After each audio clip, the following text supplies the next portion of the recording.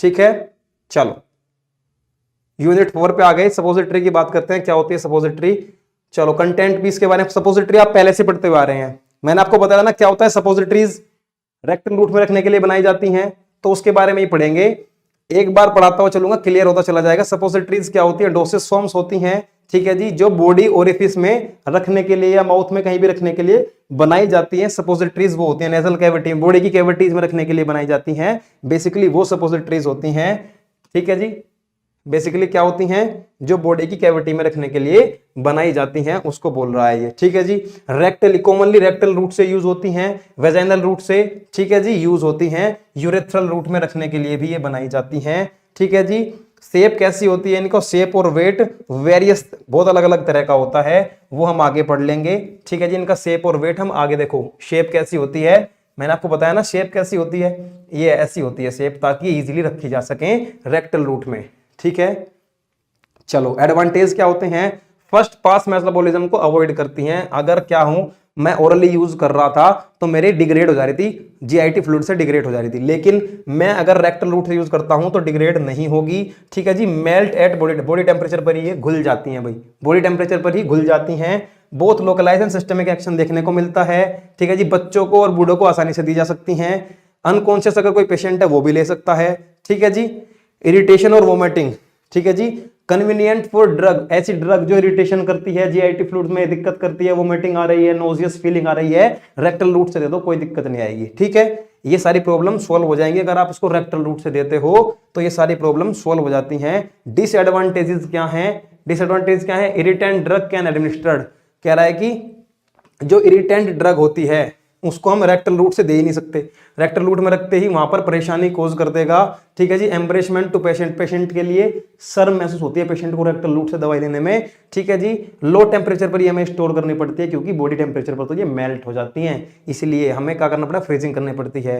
Easily prepare नहीं हो पाती, कॉस्ट ज्यादा आ जाती है इन पर, ठीक है जी। Rectum route is much less than the small intestine, क्या जी रेक्टल रूट होता है ना, वहां फ्लूइड कम होता है, तो ये घुलने में दिक्कत करती हैं, समझ गए। सम ड्रग में degrade by the microbial flora present in the rectum, rectum route में कभी कभी बैक्टीरियल, इतने ज्यादा बैक्टीरिया होते हैं कि जो मेरी ड्रग होती है वहां भी खराब होने के उसके चांस हो जाते हैं, इसलिए ये इसके डिसएडवांटेज हो जाते हैं भाई, ठीक है। ये इसके डिसएडवांटेज होते हैं। टाइप्स ऑफ सपोजिटरी के पे चलेंगे, सपोजिटरी के टाइप कौन कौन से होते हैं भाई, ये देखो कौन कौन से होते हैं सपोजिटरी के टाइप। रेक्टल रूट से, वेजाइनल रूट से, यूरेथ्रल रूट से, नेजल से और ईयर कौन से, सब पढ़ते हुए आ रहे हो आप पीछे से, क्लासिफिकेशन से ही सब चीजें पढ़ते हुए आ रहे हो कि ये सारी चीजें, ठीक है जी। चलो भाई सपोजिटरी क्लियर है, समझ पा रहे हो भाई सपोजिटरीज को, क्या होते हैं सपोजिटरीज। अब देखो रेक्टल सपोजिटरीज क्या होती हैं, जो रेक्टल रूट में रखने के लिए दी जा रही हैं वो होती हैं भाई रेक्टल सपोजिटरीज, ठीक है जी। अडल्ट के लिए इनका क्या होता है, फॉर अडल्ट वेट 2 ग्राम होता है इनका, अडल्ट के लिए सबसे इंपॉर्टेंट बात, ठीक है जी। और टोरपीडो शेप होती है, ये टोरपीडो शेप होती है भाई, ठीक है जी। टोरपीडो एक मछली होती है, उसकी शेप की तरह की होती है ये टोरपीडो शेप। चिल्ड्रन और सपोजिटरीज वेट अबाउट 1 ग्राम, जो चिल्ड्रन को दी जाती है वो 1 ग्राम वेट की, एडल्ट को 2 ग्राम वेट की, ठीक है जी, समझ गए। चलो ये बात क्लियर है तो आगे बढ़ो। रेक्टल सपोजिटरीज हो गई। वेजाइनल पैसरीज, वेजाइनल सपोजिटरीज होते हैं वेजाइनल में या ये फिर यूरेथ्रल इन्फेक्शन में रखने के लिए एक डिवाइस की हेल्प से वहां पर रखी जाती है, वहां तक ये, ठीक है। तो क्या होता है बेसिकली, डिवाइस की हेल्प से जब आप उनको वहां रखोगे तो इसमें क्या होता है, वेट कितना होता है इनका 3 to 5 ग्राम, ठीक है जी। वेजाइनल में, वेजाइना में इंसर्ट करते हो अंदर एक डिवाइस की हेल्प से 3 से 5 ग्राम इनका वेट होता है, ठीक है जी, समझ गए मेरी बात।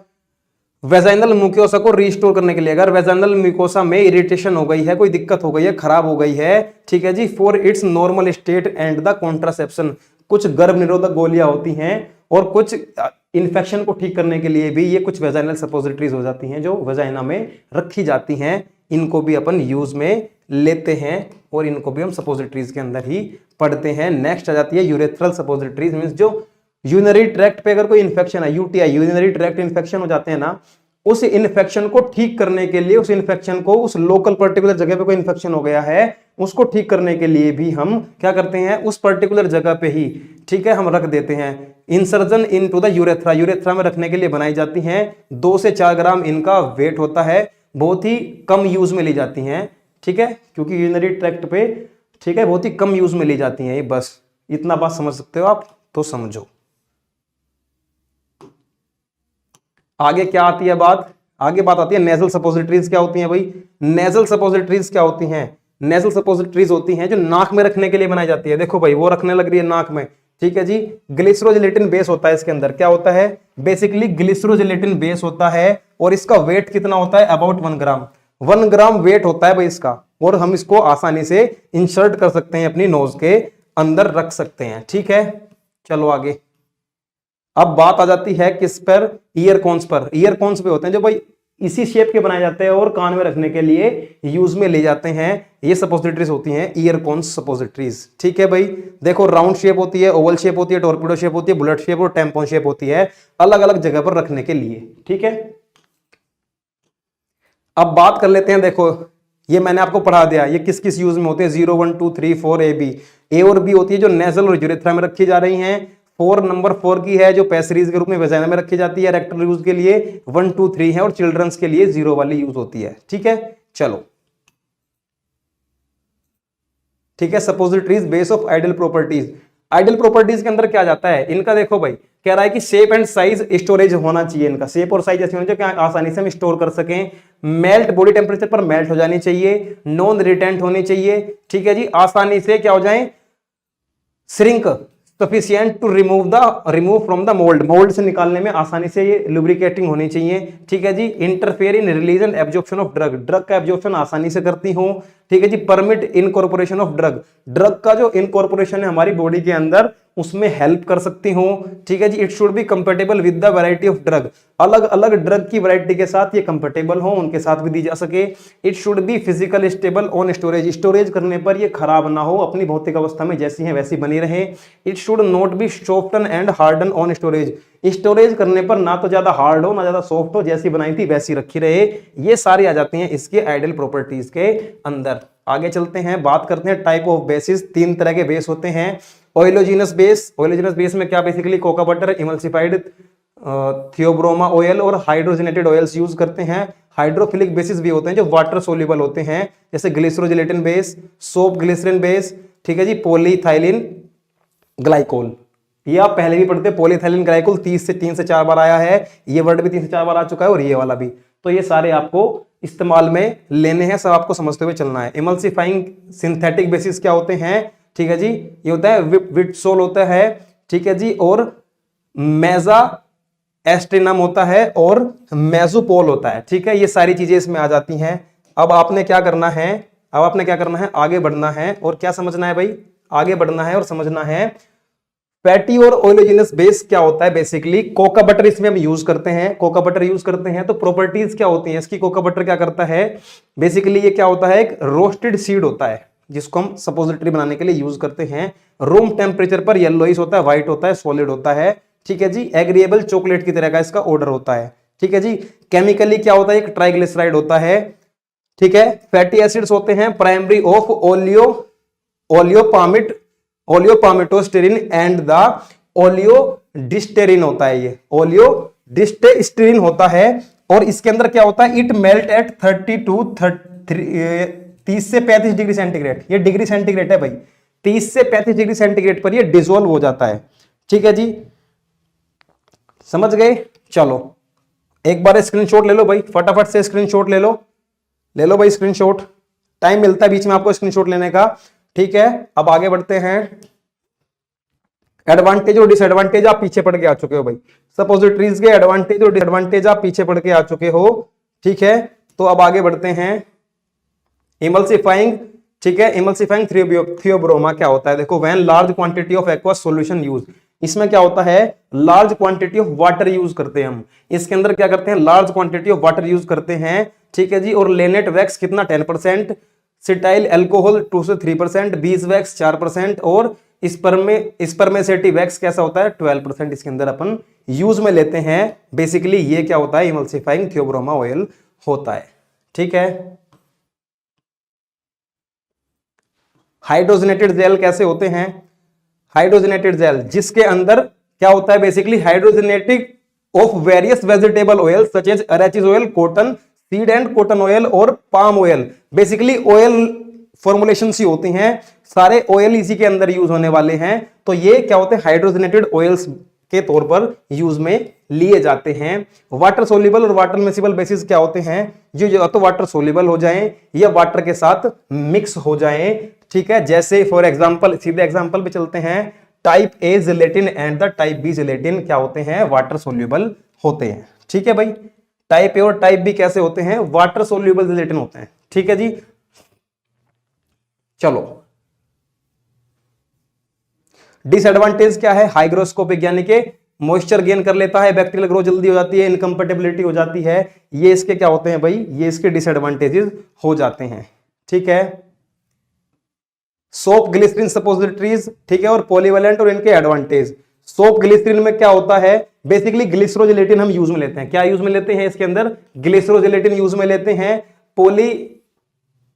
ठीक है, पॉलीइथाइलिन ग्लाइकोल्स क्या होते हैं, मैंने बताया था ना, वाटर सोल्यूबल होते हैं। कैसे वाटर सोल्यूबल होते हैं, तो इसमें हम क्या करते हैं भाई, 202 मोलिकुलर वेट कितना होता है इनका, 200 to 8000 तक हम इनका मोलिकुलर वेट वाले पॉलीइथाइलिन ग्लाइकोल यूज करते हैं। केमिकली स्टेबल होते हैं, नॉन इरिटेंट होते हैं, फ्री फ्रॉम बैक्टीरियल ग्रोथ होते हैं, ठीक है जी। Dissolve slowly in body fluids and the free from sticking, sticking इनकी नहीं होती, चिपकते नहीं है, इसलिए हम इनको ज्यादा यूज में लेते हैं भाई, ठीक है।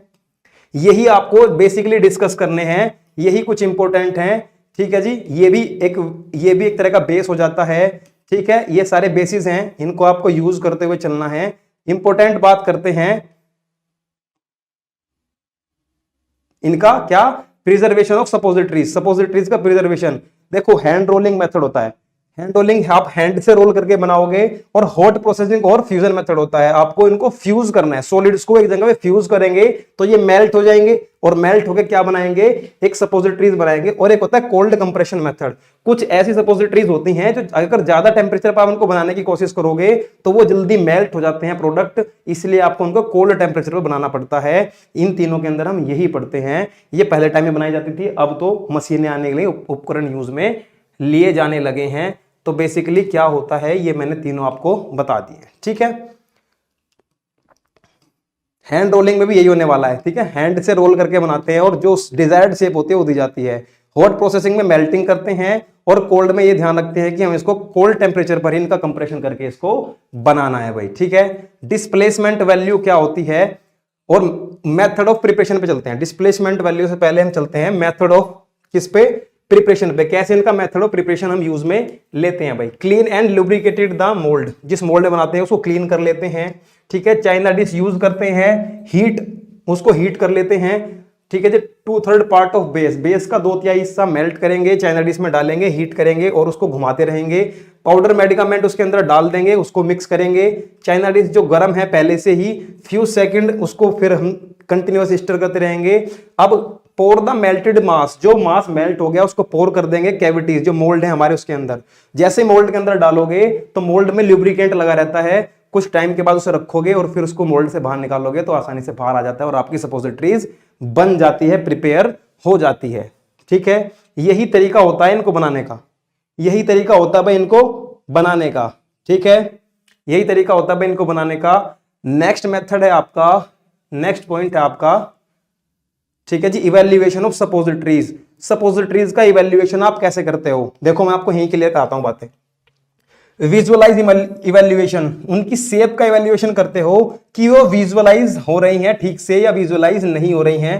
तो विजुअलाइज हम उनका कहते हैं कि जो उनकी शेप होती है उसमें दिखाई दे रही है नहीं, अगर शेप मेंटेन नहीं है तो ये क्या हो जाएगी, इनकी इवैल्यूएशन फेल हो जाएगा, तो इनकी शेप मेंटेन रहनी चाहिए। वेट वेरिएशन, ठीक है, हम क्या करते हैं 10 सपोजिटरी ली, रैंडमली उठाए, उनका वेट कर लिया और एक एक को फिर जो उनका मीन एवरेज वेट निकल के आता है ना, मान के चलो एवरेज वेट 50 निकल के आया, उसके बाद हम हर एक का वेट कर रहे हैं तो 48, 52 इसके समथिंग ही रहना चाहिए। इसको बोलते हैं हम क्या, weight variation test. Melting range, melting range क्या होनी चाहिए, मेल्टिंग रेंज होनी चाहिए हमारे बॉडी टेम्परेचर पर ये मेल्ट हो जाए, तो उसको मेल्ट करा के देखते हैं, अगर बॉडी टेम्परेचर पर ही मेल्ट हो रहा है 37 पर तो ये बिल्कुल इवैल्यूएशन इसका ठीक है। लिक्विफिकेशन ऑफ, लिक्विफिकेशन टाइम कह रहा है कि जो इसके अंदर सॉलिड है वो कितने टाइम में लिक्विफाई हो रहा है, क्या बॉडी के अंदर रख दिया हमने लिक्विफाई हो नहीं रहा है, टाइमिंग इतनी ज्यादा तो नहीं ले रहा है, तो इसमें टाइम चेक करते हैं हम, टाइमिंग सही होना चाहिए।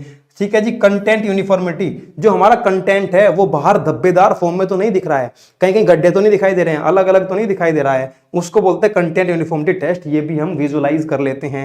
डिसोल्यूशन टेस्ट होता है, जैसे टैबलेट का डिसोल्यूशन करते हैं ना, बास्केट के अंदर डाल के कंटिन्यूअस 37 डिग्री सेंटीग्रेड पर ऊपर नीचे करते हैं उसको वाटर के अंदर, तो क्या होता है कि वो डिसोल्यूशन टाइम पता लग जाता है। अगर डिसोल्यूशन टाइम ज्यादा आ रहा है तो उसको मेंटेन करते हैं। ये होता है इवैल्यूएशन ऑफ सपोजिटरीज का। इवैल्यूएशन हम ऐसे करते हैं। थ्योरी में भी आपको यही पढ़ने को मिलेगा, ठीक है। थ्योरी में भी आपको भाई यही पढ़ने को मिलेगा, ठीक है। विजुअलाइज भी हो गया, वेट वेरिएशन भी हो गया, ठीक है। उसके बाद आ जाता है आपका कौन सा, मेल्टिंग रेंज भी मैंने आपको बता दिया, ठीक है। लिक्विफिकेशन टाइम वाला भी बता दिया मैंने आपको, कंटेंट यूनिफॉर्मिटी भी बता दिया। तो इसके बाद आ जाता है हमारा डिसोल्यूशन टेस्ट, मैंने वो भी क्लियर करा दिया कि डिसोल्यूशन टेस्ट क्या होता है, ठीक है जी। डिसोल्यूशन टेस्ट क्लियर हो गया। अब लास्ट यूनिट आ जाता है, लास्ट टॉपिक आ जाता है आपका इनकम्पैटिबिलिटी, ठीक है भाई। क्या जाता है, इनकम्पैटिबिलिटी, समझ गए भाई। इनकम्पैटिबिलिटी क्या होता है, बेसिकली हमारी ड्रग का इनकम्पैटिबल हो जाना, एक दूसरे के साथ इनकम्पैटिबल हो जाना, इनकम्पैटिबिलिटी कहलाता है, ठीक है जी। ठीक है जी। Inability of some time something और some process of coexist the another process, कह रहा है कि जब एक ड्रग या फिर एक प्रोसेस दूसरे प्रोसेस के साथ मिलकर ना चल पाए वो इनकम्पैटिबल हो जाता है। फार्मास्यूटिकल इनकम्पैटिबिलिटी क्या होती है, फार्मास्यूटिकल सब्सटेंस जो to exist in combination with another pharmaceutical entity, एक केमिकल दूसरे केमिकल के साथ क्या रह नहीं पाता, उसके साथ कंफर्टेबल नहीं रह पाता, फॉर्मुलेशन को खराब कर देता है अगर, तो उसको हम फार्मास्यूटिकल इनकम्पैटिबिलिटी बोलते हैं। ये बात क्लियर हुई, ये बात क्लियर है भाई। इसको हम फार्मास्यूटिकल इनकम्पैटिबिलिटी बोल देते हैं, ठीक है जी। बेसिकली क्या होता है इनकम्पैटिबिलिटी, या तो जो हमें डिजायर इफेक्ट चाहिए, थेरेप्यूटिक इफेक्ट, वो नहीं मिल पाते, केमिकली वे क्या होते हैं एक दूसरे से कंपैटिबल नहीं रह पाते, ठीक है जी। या फिर फिजिकल अपीयरेंस खराब हो जाती है, फॉर एग्जांपल वो इनसोल्युबल शो करते हैं, लिक्विफिकेशन हो जाता है, प्रेसिपिटेशन हो जाता है, या फिर एक दूसरे में मिल ही नहीं पाते, ठीक है जी। केमिकल दो तरह का होता है, एग्जांपल समझिए उसका, प्रेसिपिटेशन हो रहा है, कलर चेंज हो रहा है, एफरवेसेंट हो रहा है, या फिर डिकम्पोजिशन यानी कि डिग्रेड हो जा रही है, फॉर्मुलेशन खराब हो रही है, ये भी इनकम्पैटिबिलिटी होती है केमिकल की। दूसरा टाइप क्या होता है केमिकल में, टोलरेटेड और एडजस्टेड, ठीक है जी। एक दूसरे को टोलरेट कर गए, एक दूसरे को क्या कर गए, टोलरेट कर गए, एक का इंपैक्ट दूसरे के ऊपर आ गया, या फिर क्या हुआ, एडजस्ट हो गए, एक केमिकल दूसरे केमिकल के साथ इस तरह से एडजस्ट हो गया कि अपना तो इंपैक्ट दिखा नहीं रहा है, केवल दूसरे का इंपैक्ट चल रहा है, तो ये भी इनकम्पैटिबिलिटी का एक उदाहरण है, ठीक है। ये भी इनकम्पैटिबिलिटी का एक उदाहरण है, इसको भी आप समझ के चलें, ठीक है। डेफिनेशन मैंने आपको बताई दी है कि therapeutic effect of one drug bye prior of the contamination administered of another, कह रहा है कि it is the modification of the therapeutic effect, therapeutic effect को मॉडिफाई हो जाना, ठीक है। थेरेप्यूटिक इफेक्ट जो आना चाहिए था मेरी ड्रग का वो मॉडिफाई हो गया, ठीक है जी। उससे पहले क्या होता है, कंटामिनेशन एडमिनिस्ट्रेशन ऑफ अनदर, कह रहा कि या फिर कोई दूसरा कंटामिनेशन आ गया जिस वजह से वो इनकम्पैटिबिलिटी हो गई, ठीक है। It is called drug interaction, इसको ड्रग इंटरेक्शन भी हम बोल देते हैं, ठीक है। इसको और क्या बोल देते हैं हम, ड्रग इंटरेक्शन भी बोल देते हैं, ठीक है। आगे क्या मैकेनिज्म आ गया इसका, मैकेनिज्म दो तरह का होता है भाई, फार्माकोकाइनेटिक की बात कर रहा है, involves effect of drug of another point of view, ठीक है जी। Another point of view includes absorption, distribution, metabolism and excretion, मेरी ड्रग का जो एब्जॉर्प्शन था वो ठीक से नहीं हो पाया, डिस्ट्रीब्यूशन नहीं हो पाया, मेटाबॉलिज्म क्या हुआ, मेटाबॉलिज्म भी गलत हो गया, एक्टिव इनएक्टिव फॉर्म में नहीं टूट पाया, और क्या हुआ, एक्सक्रीशन भी प्रॉपर नहीं हो पाया, जिस वजह से मुझे क्या आ गई, दिक्कत आ गई, ठीक है। दिक्कत आ गई, मेरी ड्रग क्या हुई, इनकम्पैटिबल हो गई एक दूसरे के साथ। दूसरा होता है फार्माकोडायनामिक, फार्माकोडायनामिक का मतलब क्या होता है, जो इंटरैक्टिंग ड्रग हैं वो क्या कर लेती हैं, कभी कभी जो मेरी दो ड्रग हैं आपस में, मैं जिनकी इनकम्पैटिबिलिटी की बात कर रहा हूं, वो क्या करती हैं एक दूसरे के साथ मिलकर कभी कभी क्या करती है, साइनर्जिज्म इफेक्ट दिखा देती हैं, कोई भी ऐसा इफेक्ट जो मैंने सोचा ही ना हो, एंटागोनिज्म इफेक्ट, 1+1 मैंने पहले पढ़ाया था ना, 0 हो जाता है। अल्टर्ड सेल्यूलर ट्रांसपोर्ट, कह रहा है कि सेल्यूलर के अंदर जो उनका ट्रांसपोर्ट होना था वो अल्टरेशन हो गया, सेल्स ने क्या कर दिया, उनका ट्रांसपोर्ट करना बंद कर दिया। Effect on the receptor site, जो मेरी रिसेप्टर साइट थी उस पर कुछ ना कुछ इफेक्ट डाल दिया, रिसेप्टर से अच्छे से बाइंड ही नहीं हुआ, तो क्या होगा, इनकम्पैटिबिलिटी शो करेगा, ठीक से नहीं जा पाएगा, ठीक से उसके साथ मिल नहीं पाएगा, तो इनकम्पैटिबिलिटी हो जाएगी भाई, क्या हो जाएगी, इनकम्पैटिबिलिटी हो जाएगी। अगर इनकम्पैटिबिलिटी होगी तो फिर क्या होगा, फार्माकोकाइनेटिक इंटरेक्शन आ जाएंगे, जीआईटी का जो एब्जॉर्प्शन है वो बदल जाएगा, परिवर्तित हो जाएगा, ठीक है। Displaced protein binding, protein binding displace हो जाएगी, प्रोटीन से बाइंड होना था लेकिन डिस्प्लेसमेंट हो जाएगा उसका, मेटाबॉलिज्म भी ठीक से नहीं होगा, रेनाल एक्सक्रीशन भी ठीक से नहीं होगा, सारे के सारे क्या होंगे, फार्माकोकाइनेटिक अल्टरेशन आ जाएगा, ठीक है। फार्माकोकाइनेटिक अल्टरेशन आने से इनकम्पेटिबिलिटी हो जाएगी, ठीक है जी। फार्माकोडायनामिक मैंने आपको पढ़ा दिया, ये चारों चीजें मैंने आपको पढ़ा दी, ठीक है। देखो सिनर्जिज्म क्या होता है, ऐसा इफेक्ट 1+1 3 हो जाता है, एडिटिव में 1+1 2 हो जाता है, एंटागोनिज्म में पोटेंशिएशन में एक का इफेक्ट तो पूरा आता है, दूसरे का इफेक्ट 0 हो जाता है, 1 + 0 = 1, ठीक है जी। 1 + 0 = 2 आता है, ये 0 तो हो गया लेकिन इसके इफेक्ट को बढ़ा गया। एंटागोनिज्म में क्या होता है, 1 + 1 = 0, ठीक है। ये होता है बेसिकली इनकम्पेटिबिलिटी में, ठीक है जी। फिजिकल इनकम्पेटिबिलिटी क्या है, फिजिकल इनकम्पेटिबिलिटी क्या है कि मेरी ड्रग का कलर, ऑर्डर, टेस्ट, विस्कोसिटी और मॉर्फोलॉजी जो है वो सारी की सारी खराब हो गई, इसको बोलते हैं फिजिकल इनकम्पेटिबिलिटी। दो केमिकल एक साथ मिले और अपना क्या कर लिया, अपना कलर खराब कर दिया, ऑर्डर, ठीक है, it is called pharmaceutical incompatibility भी इसको बोल देते हैं हम, ठीक है। यहां तक क्लियर है भाई, यहां तक क्लियर है, कमेंट करें भाई फटाफट। चलो ये पढ़ लिया हमने, ठीक है भाई। अब हम क्या करते हैं, मैनिफेस्टेशन ऑफ फिजिकल इनकम्पेटिबिलिटी। जो फिजिकल इनकम्पेटिबिलिटी है उसकी बात करते हैं, उसमें इनसोल्युबिलिटी इंपॉर्टेंट फैक्टर होता है। जो इनसोल्युबिलिटी है of prescribed agent in vehicle के अंदर मेरे क्या कर लेते हैं, जो प्रिस्क्राइब्ड एजेंट है वो इनसोल्यूबल है, घुल नहीं पा रहे हैं, तो ये फिजिकल इनकम्पेटिबिलिटी आ जाती है। इमिसिबिलिटी ऑफ 2 और मोर लिक्विड, 2 या 2 से ज्यादा लिक्विड के बीच में क्या हो जाता है, इमिसिबिलिटी आ जाती है, तो भी इनकम्पेटिबिलिटी आ जाती है। लिक्विफिकेशन हो जाता है, मतलब जो सॉलिड मिक्सचर है वो ड्राई स्टेट में हो जाता है, ठीक है। Liquefaction of solid mixture in a dry state, ठीक है जी। ड्राई स्टेट में मेरे जो सॉलिड है वो मिक्स हो जाता है ड्राई स्टेट में, लिक्विड से ड्राई स्टेट में मेरा सॉलिड मिक्स हो जाता है, तो भी जिसको यूटेक्टिक मिक्सचर कहते हैं, ठीक है। दो मैंने चीजें मिलाई आपस में, मेल्टिंग पॉइंट कम हो गया, नीचे आके आपस में घुल गए, मेल्टिंग पॉइंट ज्यादा था लेकिन कम मेल्टिंग पॉइंट पे ही लिक्विड फॉर्म में कन्वर्ट हो गए, तब भी क्या हो जाती है, फार्मास्यूटिकल इनकम्पेटिबिलिटी आ जाती है भाई, ठीक है। केमिकल इनकम्पेटिबिलिटी क्या है, रिएक्शन बिटवीन 2 और more substance which lead to change in the chemical properties, 2 या 2 से अधिक केमिकल मिलके अपनी प्रॉपर्टीज में बदलाव कर लेते हैं, ये होती है केमिकल इनकम्पेटिबिलिटी, ठीक है भाई। अब कई सारी चीजें होती हैं, ऑक्सीडेशन होता है, हाइड्रोलाइसिस होता है, पॉलीमराइजेशन होता है, डीकार्बोक्सिलेशन होता है, adsorption, combination, formation of insoluble complex, ये सारे केमिकल चेंजेस होते हैं जो आ जाते हैं, ठीक है। ऑक्सीडेशन हो जाना, हाइड्रोलाइसिस हो जाना, ये सारे आ जाते हैं, ठीक है, ये सारे इसके अंदर आ जाते हैं भाई। टाइप्स हैं केमिकल चेंजेस के टाइप्स, ठीक है। यूनिट 5 पर आते हैं, बात करते हैं सेमी सॉलिडोसिस फॉर्म की, किसकी भाई, सेमी सॉलिडोसिस फॉर्म की। तो सेमी सॉलिडोसिस फॉर्म क्या होती हैं, बेसिकली समझते हैं, जो सॉलिड तो रही ना हो, लिक्विड फॉर्म में कन्वर्ट हुई ना हो, वे होती हैं सेमी सॉलिडोसिस फॉर्म। जैसे फॉर एग्जांपल क्या होगा भाई, फॉर एग्जांपल ऑइंटमेंट की बात करता है, पेस्ट की बात करता है, क्रीम की, प्लास्टर्स की, जेल्स की और रिजिड फॉर्म्स की, ठीक है, ये सारी चीजें इसके अंदर आती हैं, ठीक है। 1 और मोर इंग्रेडिएंट, एक से ज्यादा इंग्रेडिएंट इसके अंदर होते हैं, डिसोल्व, आपस में घुले रहते हैं और यूनिफॉर्मली डिसोल्व होते हैं, बिल्कुल सारे एकदम यूनिफॉर्म होते हैं, बिल्कुल, ठीक है, बिल्कुल यूनिफॉर्म होते हैं भाई। यहां जुड़े रहें, लास्ट यूनिट स्टार्ट है आपकी, यहां जुड़े रहें, समझते रहें भाई, ठीक है। जो डिस्पर्स होते हैं इन्हें सुटेबल बेस, ठीक है, समझ गए। जो एक्टिव इंग्रेडिएंट होंगे एक या एक से ज्यादा, वो डिसोल्व कहां होंगे, एक सुटेबल बेस के अंदर, एंड एनी सुटेबल एक्सिपिएंट्स, और उसके अंदर हम एक्सिपिएंट्स भी ऐड करेंगे। सेमी सॉलिडोसिस फॉर्म के अंदर एक्टिव फॉर्म भी होगी, हमारा क्या होगा, हमारा एक बेस भी होगा जिसके अंदर हम उस एक्टिव फॉर्म को ऐड करेंगे, एक्सिपिएंट्स भी डालेंगे, सच एज इमल्सिफायर डालेंगे, जिससे उनके बीच का इंटरफेशियल टेंशन कम हो सके, आपस में मिक्स हो सके। विस्कोसिटी इंक्रीजिंग एजेंट, अगर विस्कोसिटी ज्यादा रहेगी तो मेरा जो ये मैं बना रहा हूं सेमी सॉलिडोसिस फॉर्म, ये स्टेबल रहेगी। एंटी माइक्रोबियल एजेंट, अगर एंटी माइक्रोबियल एजेंट में ऐड कर रहा हूं तो माइक्रोबियल की ग्रोथ रोकी जाएगी। एंटीऑक्सीडेंट, ऑक्सीडेशन नहीं होगा। स्टेबलाइजिंग एजेंट का मतलब है कि मेरी फॉर्मुलेशन अपने फिजिकल और केमिकल फॉर्म में स्टेबल बनी रहेगी, ठीक है, वो खराब नहीं होगी। ये होता है भाई क्या, फार्मास्यूटिकल डोसेज फॉर्म्स, ठीक है।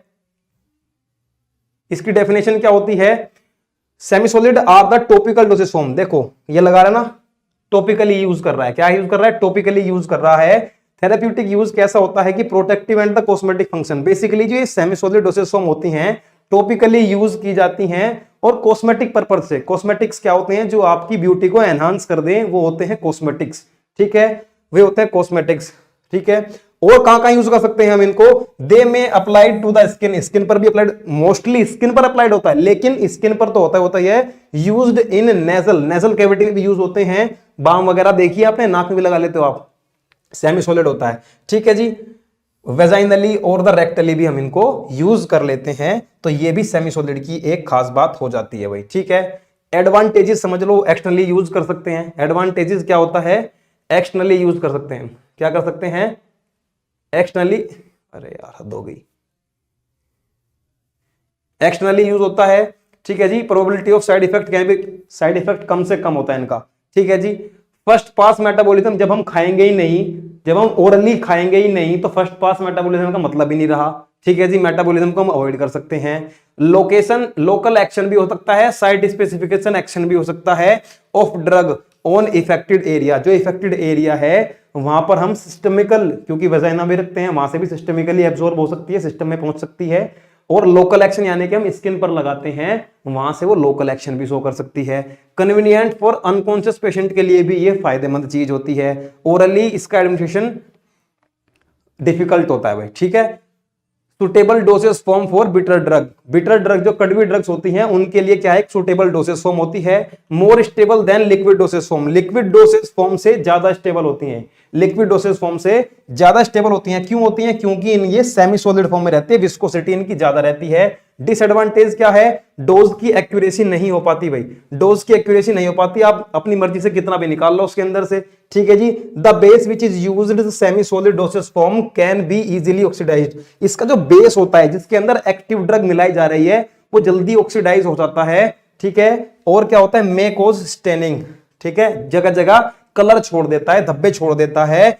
ठीक है, बल्कि टू हैंडल, हैंडल करने में ज्यादा बल्कि होता है। जैसे टैबलेट छोटी सी होती है, ये लेकिन बल्कि होता है। Application on with finger causes contamination. हम इसको उंगली की हेल्प से रब करते हैं भाई स्किन पर, तो स्किन पर क्या हो सकता है? माइक्रोबियल कंटामिनेशन हो सकता है। Physicochemical less stable than solid dosage form. Solid dosage form से कम स्टेबल होता है ये, सॉलिड डोसेज फॉर्म ज्यादा स्टेबल होती है। मे कॉज इरिटेशन और एलर्जी सम पेशेंट। कुछ पेशेंट्स को ये स्किन पे एलर्जी भी कॉज कर देता है, तो ये इसके डिसएडवांटेजेस हो जाते हैं सेमी सॉलिड डोसेज फॉर्म के। ठीक है, इसके अंदर क्या क्या यूज करते हैं हम सेमी सॉलिड डोसेज फॉर्म के प्रिपरेशन के लिए? बेसिस यूज करते हैं, प्रिजर्वेटिव। बेसिस क्या होते हैं? जिसके अंदर बनाया जा रहा है प्रिजर्वेटिव, जो इसको बचा के रखते हैं, खराब नहीं होने देते। ह्यूमकटेंट, इसके अंदर क्या नमी बरकरार रखते हैं। एंटीऑक्सीडेंट, इसका ऑक्सीडेशन नहीं होने देते। इमल्सिफायर, मेरे बेस के और मेरे क्या एक्टिव ड्रग के बीच में जो टेंशन है उसको कम करके इनको आपस में मिक्स करते हैं। जेलिंग एजेंट, जेल प्रोवाइड कराते हैं प्रिपरेशन को।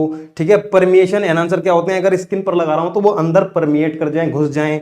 बफर्स क्या होता है? उसका पीएच मेंटेन रहे जिससे वो खराब ना हो। ठीक है, ये होता है basically preparation of semi solid dosage form. Ointment आ जाता है इसके अंदर। ऑइंटमेंट क्या होते हैं? Ointment are the homogeneous, homogeneous और ट्रांसलूसेंट, जो धुंधला सा होता है। विस्कस सेमी सॉलिड होता है। ठीक है जी, प्रिपरेशन ऑफ मोस्ट कॉमनली एक ग्रीसी, ज्यादा ग्रीसी होता है। क्योंकि इसमें ज्यादा ग्रीसी क्यों होता है? क्योंकि ऑयल 80% है। जब ऑयल ज्यादा है तो घर्षण होगा, ग्रीसी होगा, वाटर कम है। समझ गए? इसका इफेक्ट क्या आता है? इमोलिएंट इफेक्ट, यानी कि फटाफट से इमोलिएंट इफेक्ट यानी कि कम कर देता है। अगर सरफेस पर तनाव है तो उसको कम कर देता है ये। प्रोटेक्टिव, स्किन को प्रोटेक्ट कर सकता है। थेरेप्यूटिक, किसी भी रोग के उपचार में यूज हो सकता है। ठीक है जी, प्रोफाइलैक्टिंग पर्पस, किसी भी रोग के निवारण में हम इसको यूज कर सकते हैं। थेरेप्यूटिक, किसी उपचार में यूज हम कर सकते हैं। देखो जैसे ये बेटनावेट एन है, सबसे फेमस ट्यूब होती है बेटनावेट एन। ठीक है भाई, चलो बहुत से लोग यूज करते हैं बेटनावेट एन को। ठीक है, चलो अब आ जाता है क्लासिफिकेशन। क्लासिफिकेशन की मैं बात करता हूं, इंपॉर्टेंट चीजें क्लासिफिकेशन में।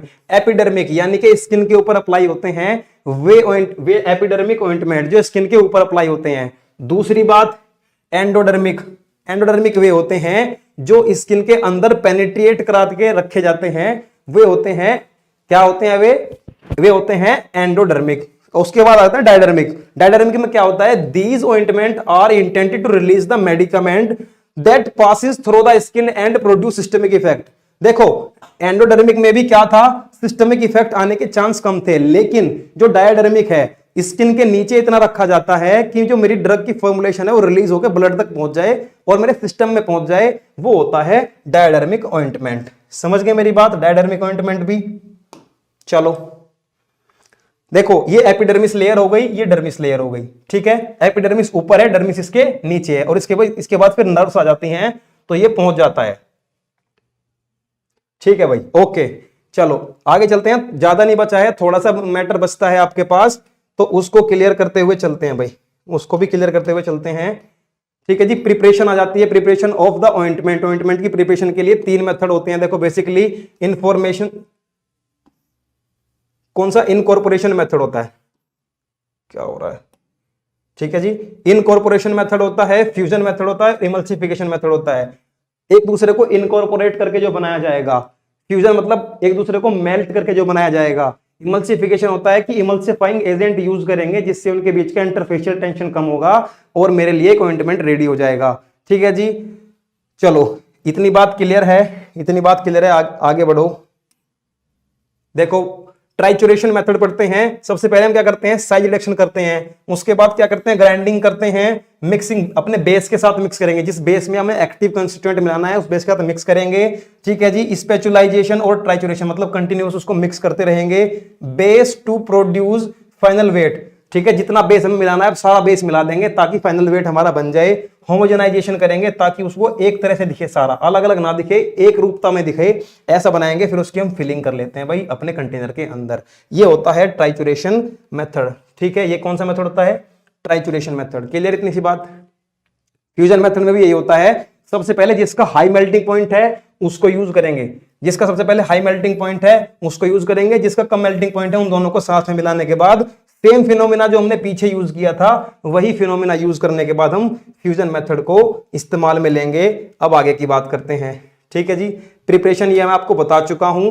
इवैल्यूएशन ऑफ ऑइंटमेंट, ठीक है जी, पेनिट्रेशन के लिए कि पेनिट्रेट कर पा रहा है बॉडी के अंदर, पेनिट्रेट नहीं कर पा रहा है। स्किन पर फटाफट लगाकर देखेंगे, थोड़ा सा लिया, उसका वेट करा, स्किन पर लगाया, स्किन पर लगाते रहे, थोड़ी देर बाद देखा कि अब स्किन में जाना बंद हो गया, तो जो स्किन पर बचा उसका वेट कर लेंगे, जिससे पता चल जाएगा कि स्किन के अंदर कितना पेनिट्रेट कर पाया। ये होता है पेनिट्रेशन टेस्ट, ठीक है जी। ये कौन सा टेस्ट होता है, पेनिट्रेशन टेस्ट, ठीक है जी। अब होता है rate of release of medicament. Medicament का रिलीज मींस इसके अंदर जो मेडिकामेंट है वो रिलीज हो पा रहे हैं नहीं हो पा रहे हैं, इस मेथड में हम वो पढ़ लेते हैं। हम क्या करते हैं, एक अगार प्लेट लेते हैं, अगार प्लेट के ऊपर माइक्रोऑर्गेनिज्म रहते हैं, उसके अंदर हम ऑइंटमेंट छोड़ देते हैं। ऑइंटमेंट क्या करते हैं, थोड़ी देर बाद उन माइक्रोब्स को किल कर देते हैं। जब वो माइक्रोब किल हो जाते हैं उस समय पता लगा लेते हैं कि कितनी जल्दी कितना इफेक्ट देने वाला है, कि ड्रग को रिलीज कर रहा है नहीं कर रहा है। अगर ड्रग को रिलीज कर रहा है तो माइक्रोबियल की जो ग्रोथ होती है वो घट जाती है, ठीक है। चलो इतनी सी बात क्लियर, तो आगे बढ़ते हैं, ठीक है जी।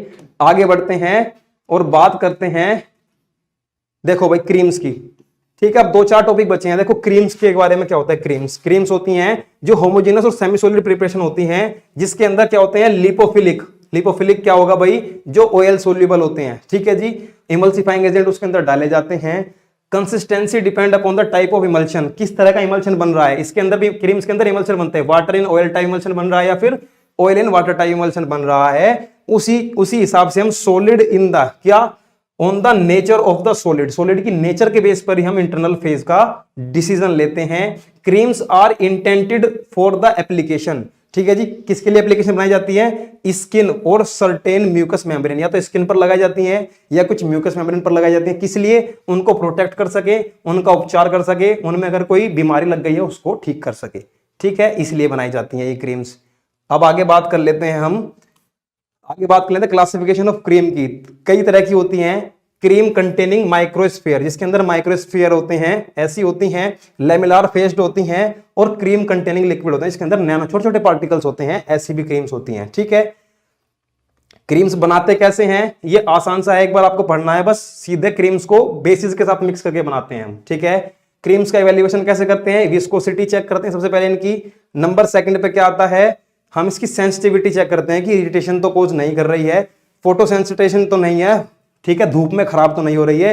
इनका स्टोरेज करते हैं, स्किन पे इनके पैचेस लगा के देखते हैं कि कितनी ये अंदर सिस्टमिक सर्कुलेशन में पहुंच रही है, ठीक है।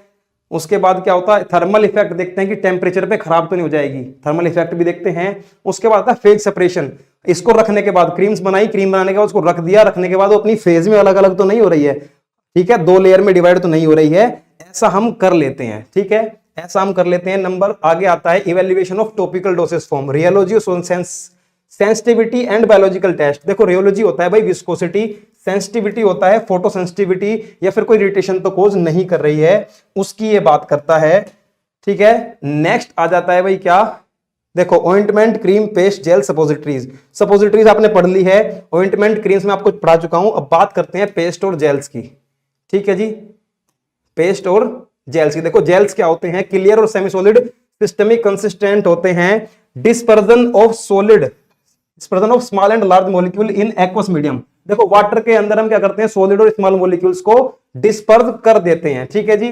जेली लाइक फॉर्मुलेशन बन जाती है addition of gelling agent, gelling agent को ऐड करने पर, ठीक है भाई, जेलिंग एजेंट को ऐड करने पर एक कोलोइडल सस्पेंशन बन जाता है। लेकिन इसकी खास बात क्या होती है, जो मेडिकामेंट होता है भाई वो इसमें इनसॉल्युबल फॉर्म में बना रहता है, ठीक है, जो मेडिकामेंट होता है वो इनसॉल्युबल फॉर्म में कंटिन्यूअस बना रहता है, ऐसे होते हैं हमारे जेल्स, ठीक है।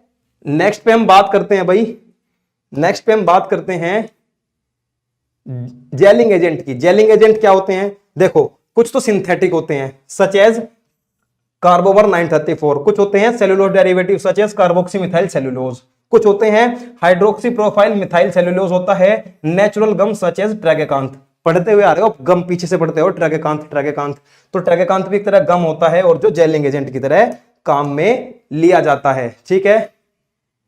अब हम बात कर लेते हैं टाइप्स ऑफ जेल फेज, ठीक है जी, जेल फेज के कितने टाइप होते हैं उसकी बात कर लेते हैं। एक होता है सिंगल फेज, जिसमें केवल सिंगल फेज का जेल हम यूज करते हैं, दूसरा फेज नहीं होगा, मैक्रो बड़े बड़े मॉलिक्यूल्स हम इसमें यूज में लेते हैं, ठीक है जी, और इसमें बाउंड्रीज भी नहीं होती। देखो इसकी मैं उससे समझा देता हूं, आपको एक इमेज आएगी इसमें, उस इमेज से मैं आपको ये समझा देता हूं, ये आ गई इसकी इमेज। देखो ये सब एक सिंगल सिंगल लेयर होती है भाई, सिंगल सिंगल लेयर होती है, अलग अलग लेयर में सेपरेट नहीं होता।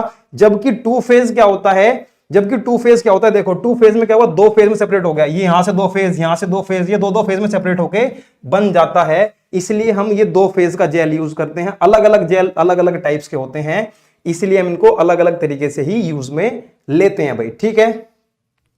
नेक्स्ट पे बात कर लेता हूं मैं, नेक्स्ट क्या जाता है आप काइंड ऑफ जेल्स। जेल्स कितने तरह का होता है, बायो एडेसिव होता है, ऑर्गेनो जेल्स होते हैं, एक्सटेंडेड रिलीज होते हैं, मींस धीरे धीरे रिलीज करते हैं जो ड्रग को, एम्फीफिलिक जेल्स होते हैं, हाइड्रोफिलिक जो वाटर सोल्यूबल जेल होते हैं, कुछ कॉम्प्लेक्स बना के कॉम्प्लेक्सेशन जेल होते हैं जो एक दूसरे के साथ मिलकर कॉम्प्लेक्स फॉर्मेशन करते हैं, कुछ थर्मोसेंसिटिव होते हैं, मींस थर्मोलेबाइल होते हैं जो मतलब उसकी टेम्परेचर की रेंज में आने के बाद खराब हो जाते हैं, रिवर्सेबल हाइड्रोजेल, जिनको रिवर्सेबल हाइड्रोजेल भी बोल देते हैं, ठीक है। इसके बाद नेक्स्ट पॉइंट आता है हमारा, नेक्स्ट पॉइंट आता है इवैल्यूएशन ऑफ जेल। उसमें हम ड्रग कंटेंट चेक करते हैं कि ड्रग के अंदर कंटेंट पूरा है या नहीं है, ठीक है जी। 10% मिथेनॉल यूज में लेते हैं, 10% मिथेनॉल हम यूज में लेते हैं, और उसके बाद सीधा हम स्पेक्ट्रोफोटोमीटर में उसका क्या कर लेते हैं, रीडिंग चेक कर लेते हैं, जिससे हमें उसके ड्रग कंटेंट का पता चल जाता है, जिससे हमें उसके ड्रग कंटेंट का पता चल जाता है, ठीक है। उसके बाद आता है मेजरमेंट ऑफ पीएच, ठीक है, पीएच का मेजरमेंट कर लेते हैं पीएच मीटर की हेल्प से,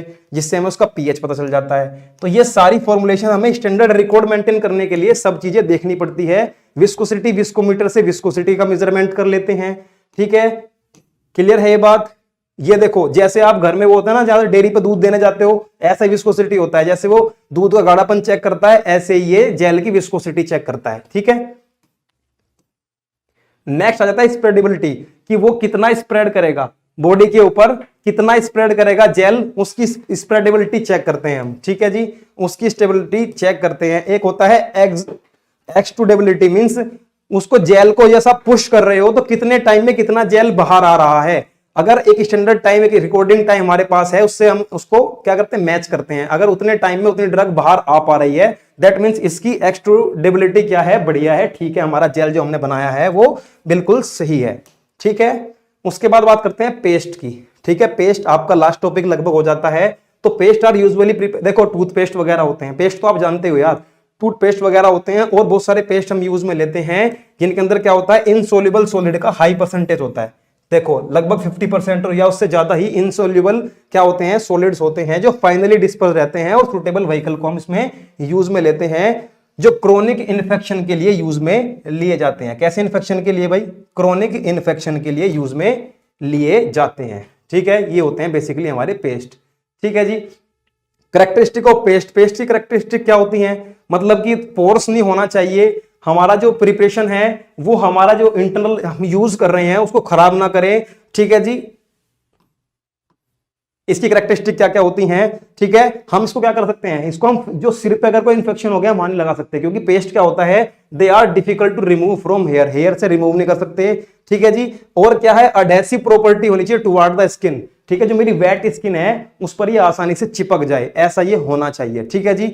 और नॉन इन्फेक्टेड होना चाहिए, स्किन पर नॉन इन्फेक्टेड हो। ठीक है, जिस यूज के लिए लिया जा रहा है उस यूज का उसको काम पूरा करे और आगे इन्फेक्शन कोज ना करे। ठीक है जी, समझ गए ये बात? ठीक है, कुछ कई तरह के पेस्ट होते हैं। एक होता है फैटी पेस्ट।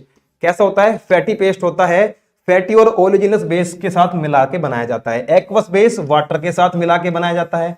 ठीक है जी। वाटर एक्वस पेस्ट कैसा होता है? वाटर के साथ मिक्स करके बनाया जाता है, जिसके अंदर हम टाइटेनियम डाइऑक्साइड और हाइड्रोक्सी मिथाइल सेलुलोज यूज करते हैं। एक होता है हाइड्रोकोलोइड पेस्ट। हाइड्रोकोलोइड पेस्ट के एग्जांपल क्या हो जाते हैं? जैसे टूथपेस्ट होता है ना हमारा, वो हाइड्रोकोलोइड पेस्ट है। जिंक ऑक्साइड जिलेटिन पेस्ट है। ये सब क्या है, इनके अंदर हाइड्रोकार्बन्स इनके अंदर प्रेजेंट होते हैं भाई। ठीक है, इनके अंदर क्या प्रेजेंट होते हैं? हाइड्रोकार्बन प्रेजेंट होते हैं बेसिकली। फॉर्मुलेशन की बात करें तो हम फॉर्मुलेशन की अगर मैं बात करता हूं तो ये इसका एक स्क्रीनशॉट ले लो, जो जो अवेलेबल है क्लास में वो बच्चे स्क्रीनशॉट ले लो। एक इसका सिंपली है, समझना कुछ नहीं है। अलग अलग तरह के होते हैं, कुछ एक्जिमा में यूज होते हैं। ठीक है जी। कुछ पैसरीज की तरह यूज किए जाते हैं। ठीक है, एक्जिमा एंड पैसरीज, एक्जिमा कुछ रिंग वॉर जो गोलकृमि होता है उसमें ये यूज में लिए जाते हैं, और कुछ प्रोटेक्टेंट्स की तरह यूज होते हैं। लेकिन इंपॉर्टेंट चीज क्या है, इसमें बेस की तरह केवल सॉफ्ट पैराफिन और लिक्विड पैराफिन यूज में ली जाती है। ये ध्यान में रखने वाली चीज है यहां पे। ठीक है भाई, समझ गए? चलो, ये भी सेम वही है जो मैंने आपको जस्ट इससे पहले बताया, लेकिन बस बेस क्या है, वाटर मिसिबल है, वाटर सोल्यूबल बेस। इसके अंदर क्या आएगा, वाटर सोल्यूबल के अंदर क्या आएगा, पॉलीइथाइलिन ग्लाइकोल। ठीक है जी। पॉलीइथाइलिन ग्लाइकोल के साथ मिलाकर ही हम अपना जो क्या है मिक्सचर है उसको हाई और लो मोलिकुलर वेट पर लेके जा सकते हैं, जिससे जो हमारा पेस्ट है वो अच्छी एफिशिएंसी का हमें मिल जाता है। देख लो ये रहा। ठीक है, एंटी इन्फ्लामेटरी है, मींस जहां अगर कोई सूजन आ गई है, इन्फ्लामेशन आ गई है, उसमें हम यूज करते हैं। ठीक है जी। ट्राइमिकोनाजोल डेंटल प्रोडक्ट होता है हमारा। ठीक है, बेसिकली दांतों के लिए यूज में लिया जाता है। ठीक है, समझ आ रही है बात? आगे बात कर लेते हैं हम additives used in paste. Paste के अंदर कौन कौन से एडिटिव्स हैं? देखो भाई, एडिटिव्स क्या होते हैं? लिक्विड बेस होता है, फिलर्स होते हैं, एब्रेसिव्स होते हैं, रियोलॉजिकल मॉडिफायर होते हैं जो उसकी विस्कोसिटी बढ़ाते हैं, डिटर्जेंट होते हैं बेसिकली उसके अंदर जो कोई भी डिसइंफेक्टेंट आ रहा हो उसको क्या कर सकें, किल कर सकें बेसिकली। ठीक है जी। ब्रशिंग के टाइम पे ये ज्यादा यूज होते हैं। एक्टिव इंग्रेडिएंट इसके अंदर डाला जाता है, फ्लेवर्स डाले जाते हैं, स्वीटनर डाले जाते हैं, कलरिंग एजेंट और प्रिजर्वेटिव्स, ताकि फॉर्मुलेशन खराब ना हो। इसका फटाफट से मैं आपके लिए क्लियर कर देता हूं, 2 सेकंड के अंदर फटाफट इसका स्क्रीनशॉट लेंगे और एक बार इसको पढ़ लेंगे, इसके अंदर फंक्शंस क्या क्या होते हैं भाई। ठीक है, फंक्शंस के बाद बात करते हैं अपन किस बारे में, लास्ट पॉइंट चल रहा है मेथड ऑफ प्रिपरेशन की। इसके मेथड का क्या क्या प्रिपरेशन है? Paste are trituration method, fusion method आप पहले पढ़ के आ चुके हो भाई, इसी से बनता है। ठीक है, ट्राइचुरेशन मेथड लिक्विड और सेमी सॉलिड के लिए यूज करते हैं हम। Fusion method used when the base is semi solid in the nature, जब हमारा बेस सेमी सॉलिड नेचर का हो तब हम क्या यूज करते हैं, फ्यूजन मेथड हम यूज में लेते हैं। नेक्स्ट पे हम बात करते हैं ट्राइचुरेशन मेथड, मैंने आपको पहले भी पढ़ा दिया, आप उसमें पढ़ सकते हो ऑइंटमेंट में। फ्यूजन मेथड ही मैंने आपको पढ़ा दिया, आप ऑइंटमेंट में पढ़ सकते हो। ठीक है जी। इवैल्यूएशन पैरामीटर्स में क्या क्या आएगा, पीएच मीटर से आप इसका पीएच चेक कर सकते हो ताकि किसी पर्टिकुलर पीएच पर ये खराब ना हो। ठीक है, पीएच इसका मेंटेन रहे। ठीक है, देखो स्किन इरिटेशन के लिए आप क्या कर सकते हो, ये पैचेस यूज कर सकते हो। ठीक है जी, एनिमल की स्किन पर पैचेस यूज करते हैं हम और देखते हैं कितने टाइम तक ये पैच रहता है। ठीक है, जिससे हम इरिटेशन का पता लगा सकते हैं। विस्कोमीटर, जिससे हम विस्कोसिटी चेक करते हैं। ठीक है, जो ये जो तार आ रहा है ये नीचे तक नहीं जाना चाहिए। ठीक है, मेरी फॉर्मुलेशन में नीचे तक नहीं जाना चाहिए, इससे हम इसको चेक कर लेते हैं। ठीक है, ठीक है भाई, ये आपकी सारी यूनिट हो जाती है यहां पर कंप्लीट।